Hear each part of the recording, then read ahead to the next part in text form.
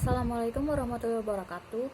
Perkenalkan, saya Erina Apriliani Putri, NIM 71014199296.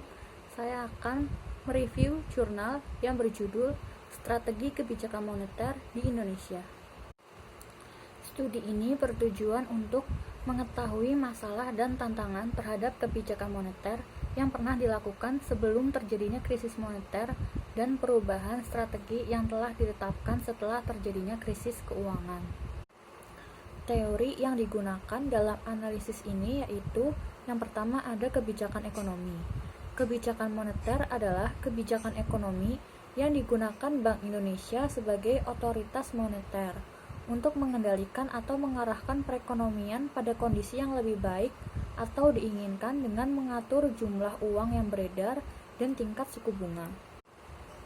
Yang kedua, kerangka strategis kebijakan moneter. Dalam rangka mencapai sasaran akhir kebijakan moneter, Bank Indonesia menerapkan kerangka kebijakan moneter melalui pengendalian suku bunga, dicerminkan oleh penetapan suku bunga atau BI rate. Dalam tataran operasional, BI rate tercermin dari suku bunga pasar uang jangka pendek yang merupakan sasaran operasional kebijakan moneter. Sejak 9 Juni 2008, Bank Indonesia menggunakan suku bunga pasar uang antara bank atau PUAB one overnight sebagai sasaran operasional kegiatan moneter.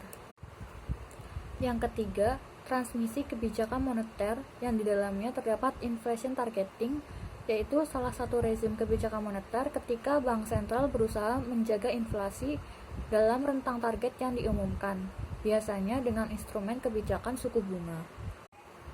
Yang keempat, alternatif strategi kebijakan moneter. Paul tahun 1970 mengidentifikasi 3 alternatif strategi kebijakan moneter, yaitu strategi jangkar uang beredar atau money stock targeting, strategi jangkar suku bunga atau interest rate targeting, dan strategi kombinasi sistematis antara sasaran volume uang beredar dan tingkat suku bunga.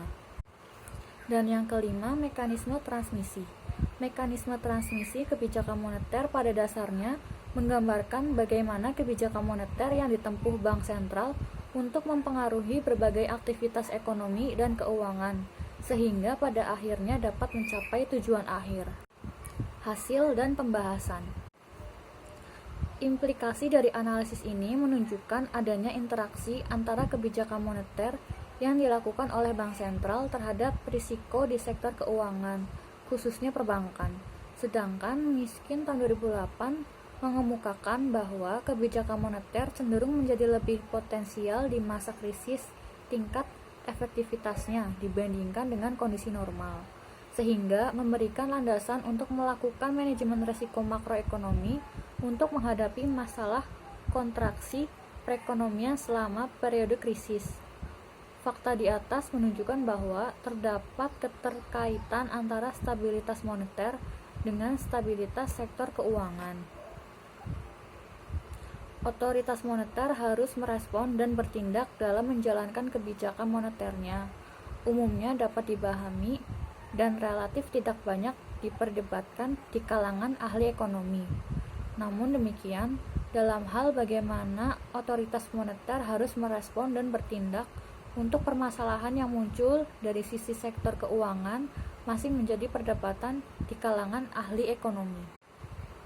Bagi otoritas moneter, target kebijakan moneter yang dijalankan akan menjadi lebih mudah tercapai jika stabilitas sektor keuangan bekerja dengan baik. Sedangkan jika kondisi fundamental makroekonomi tidak stabil, akan menyebabkan gejolak pada sektor keuangan dalam perekonomian. Keterkaitan antara stabilitas moneter dengan stabilitas sektor keuangan akhirnya menjadi isu sentral dalam upaya untuk melihat keterkaitan antara kebijakan yang diambil, perilaku resiko, dan berlangsungnya suatu krisis keuangan. Kesimpulan dari analisis yang telah dipaparkan tadi, maka strategi kebijakan moneter yang telah dipakai di Indonesia setelah periode krisis keuangan yaitu inflation targeting belum bisa dijadikan harapan sepenuhnya dalam perbaikan perekonomian.